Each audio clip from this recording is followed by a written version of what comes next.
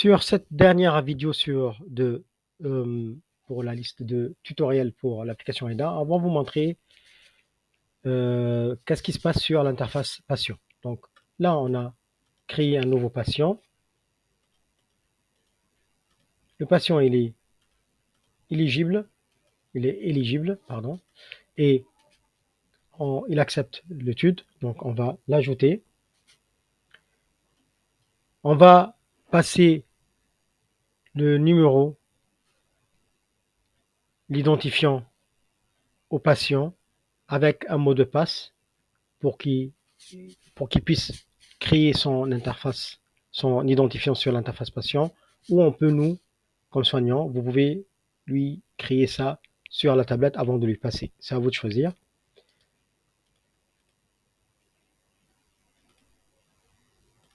Comme vous voyez, il se présente comme nouveau patient. Donc là, on sort la tablette où il y a l'interface patient. Quand on clique dessus, il a deux choix. Ça se présente comme la langue défaut, c'est en anglais. Puisque c'est la première fois pour se connecter, il va créer son mot de passe. Vous allez taper l'identifiant et vous allez lui passer un mot de passe qui suit les règles de mot de passe, ou vous pouvez lui taper vous-même le mot de passe. On va vous fournir une liste de mots de passe sur une page pour pouvoir les copier directement. Et une fois qu'il est connecté, il tombe sur la page où il choisit sa langue. C'est toutes les langues de l'application. Si jamais il choisit l'arabe, il aura un message en arabe dans la langue maternelle qui lui dit qu'une fois qu'il choisit la langue, il ne peut pas la changer, donc il faut être très sûr de la langue qu'il va utiliser, parce que parfois il y a des patients qui parlent plusieurs langues. Donc disons que ce patient, il a décidé de faire le test répondre en anglais puisqu'il est bilingue, et il choisit l'anglais. C'est le même message, il clique oui, et directement il a une petite présentation de l'application, les CGU, Legal Term of Use, le protocole de recherche à accepter, et puis il commence à répondre aux questions. Donc les questions, il a questions au début qui sont questions sociodémographiques, sexe, âge, pays de naissance,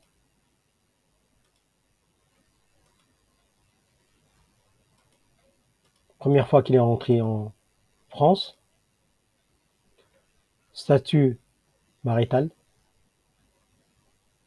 single relationship, son niveau d'éducation. Comme on avait vu, sur votre interface soignant, vous allez voir tout ça en résumé.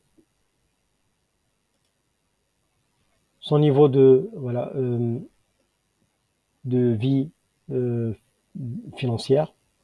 Est-ce qu'il est aisé, c'est difficile, ou toujours il a le choix de parler, de dire qu'il préfère de ne pas répondre.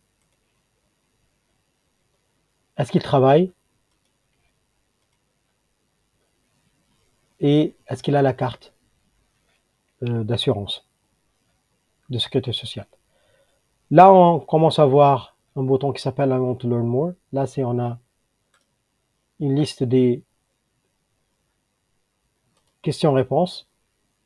Il peut toujours, sur plusieurs questions, il peut cliquer et voir plus d'informations. On explique ici qu'il y a un test qui va être offert au centre. Il peut toujours cliquer pour voir ça veut dire quoi. I want to learn more. Tout ça, ça se présente dans toutes les langues maternelles de l'application. Le français aussi, bien sûr, si on avait choisi le français. Et puis, il commence à répondre aux autres questions. Ça, c'est les questions de niveau de connaissance en santé, health literacy. Et donc, le patient, il a en haut une file d'Ariane pour voir combien de questions il lui reste. Donc, est-ce qu'il a entendu parler du sida? Oui, non. Hépatite B, hépatite C. Si jamais il répond oui, vous n'allez pas voir que il a une difficulté de comprendre ça parce que il le sait. Pour le résumer chez le soignant, vous allez juste voir les réponses où il clique non, je sais pas c'est quoi. Comme ça, vous allez voir juste la déclaration de difficulté. Est-ce qu'il sait pas c'est quoi? On le voit. Et puis, la dernière question, la difficulté de comprendre un message donné par un médecin ou un pharmacien. Et là, par contre, il a toujours la réponse. On lui explique que les résultats du test ne vont pas avoir un effet sur sa carte de séjour. Et puis on me propose est-ce qu'il veut être testé ou non. On peut toujours voir.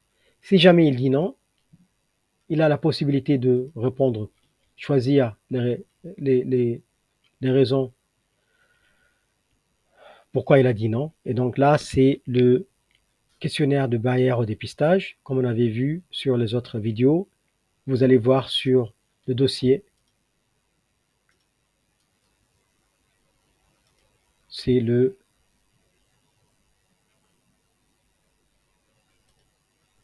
quand vous allez consulter le dossier patient, le barrière au dépistage. Par contre, sur l'interface patient, quand il marque une raison comme difficulté pour accepter le dépistage, on a essayé de trouver un peu des réponses rapides.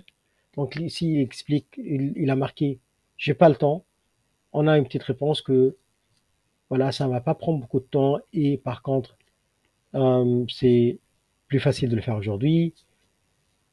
Il a cliqué qu'il n'aime pas les gens sur le site. Bah, on a une réponse que les gens ici ils travaillent, ils sont tous des soignants et ils travaillent dans le corps médical, donc il y a un niveau de sécurité de ces informations. Et puis, puisqu'on a répondu un peu à ses craintes, on lui repropose le test.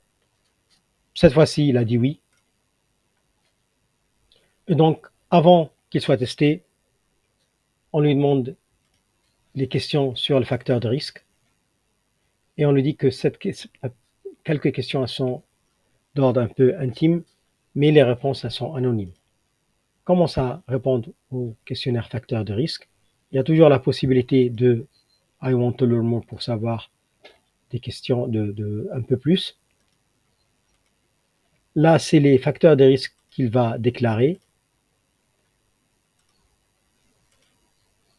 sur le résultat. Est-ce que ça, c'est les antécédents, pardon, au début. Donc là, c'est les antécédents. Est-ce qu'il connaît c'est quoi la PrEP? Il peut savoir un peu plus.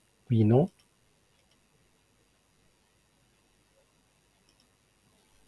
Vaccination.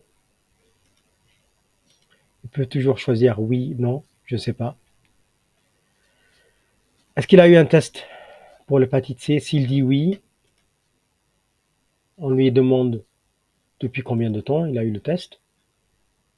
Après, c'est quoi le résultat? S'il était positif, est-ce qu'il est suivi par un médecin? S'il dit qu'il n'est pas suivi par un médecin, un petit message qu'il peut toujours être orienté vers un service. Et puis là, ça c'est les informations. Et puis là, les facteurs de risque. Il répond aux facteurs de risque. Toutes les questions qui étaient sur le trot screen, on les a mis ici avec des petits dessins, voilà, sympa.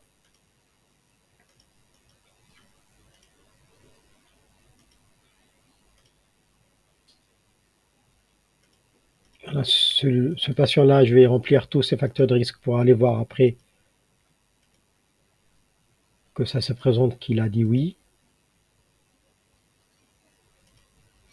Il peut toujours dire je préfère ne pas répondre. Si jamais, pour les questions de l'ordre des habitudes de la vie sexuelle, il dit que non, il n'a jamais eu des relations sexuelles ou il préfère ne pas répondre, ça saute toutes les questions sur la vie sexuelle. Donc comme ça, il n'est pas obligé de répondre aux autres questions. S'il dit non, j'ai jamais eu de relation sexuelle ou je préfère ne pas dire, là, il va avoir toutes les questions sur la vie sexuelle qui vont pas apparaître. S'il dit oui, là, on lui demande par contre un peu plus d'informations intimes, mais il peut toujours dire je préfère ne pas répondre. Il a le choix de ne pas répondre s'il veut, si elle veut. C'est les questions que on avait sur notre screen. C'est les facteurs de risque qui sont liés à la vie sexuelle.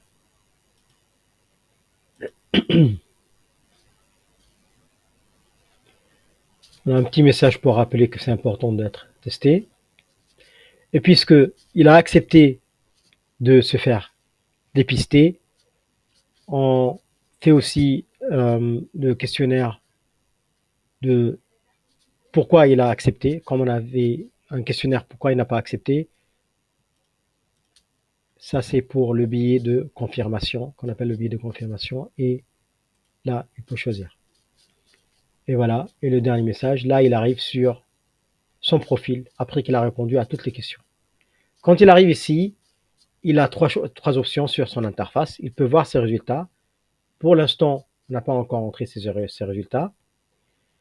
Il peut voir toutes les informations sur I want to learn more, toute la librairie, voilà, la liste sur les informations s'il a le temps de regarder, il peut choisir.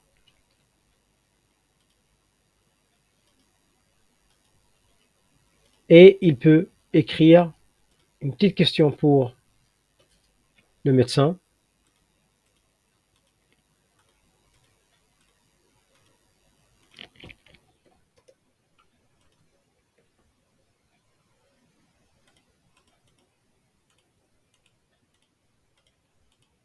I would like to stop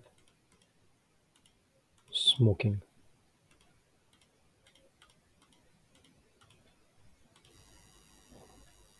Voilà.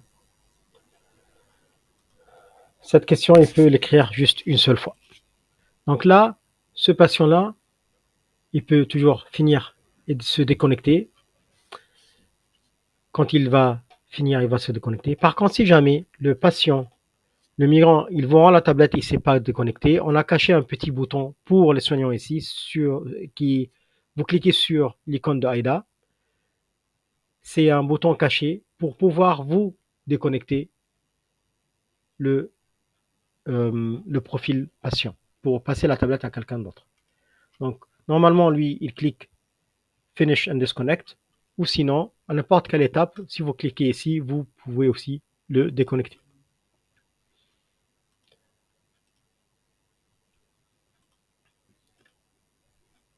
Quand on a vu ici, le patient il vient de accepter. Il a répondu à toutes les questions. Il faut juste lui faire le test et ajouter les résultats. Si on va consulter ces informations, on a les antécédents qu'il avait marqués. Si vous vous rappelez, le hépatite C, il avait été testé. Le test était récent, positif, mais il n'est pas suivi. Pour le facteur de risque, il avait redéclaré tous ces facteurs de risque. Barrière au dépistage, il n'y en a pas puisque là, il a accepté de faire le test, même s'il avait marqué au début oui, puisqu'il a changé d'avis, il a dit oui, non, je veux faire le test, vous n'allez pas avoir les barrières au dépistage. Connaissance en santé, vous allez voir tout ce qui est difficile, donc n'a jamais entendu parler de l'hépatite B, ne sait pas ça sert à quoi les tests. Par contre, puisqu'il avait marqué, ce patient, il avait marqué qu'il sait c'est quoi l'hépatite C et le VIH, vous n'allez pas le voir ici, les informations socio-démo. Vous pouvez consulter, comme on avait vu avant, la question du patient. Il avait marqué I would like to stop smoking. Je souhaite arrêter de fumer. Et bien sûr, là, vous pouvez utiliser le traducteur. Pour l'instant, c'est vierge, il n'y a rien pour communiquer avec. Et une fois que le test est fait, vous pouvez ajouter les résultats. Une fois que les résultats ils sont ajoutés, vous pouvez cliquer sur la page qui annonce les résultats. Vous pouvez lui montrer le texte en anglais dans sa langue maternelle, ou bien sûr, vous pouvez toujours utiliser le traducteur pour lui passer le message. Votre test, monsieur, est revenu positif pour l'hépatite C. On va vous chercher un rendez-vous.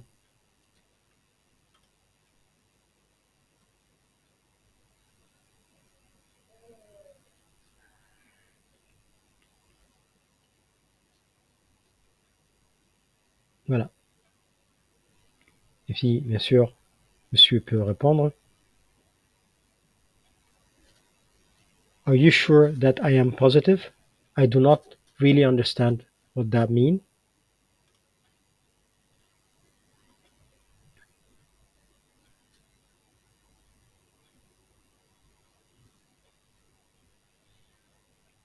Et là, vous pouvez lui dire, quand le test est positif, ça veut dire qu'on a trouvé la présence du virus chez vous. On va normalement procéder à un test, un deuxième test sérologique pour que ça soit confirmé.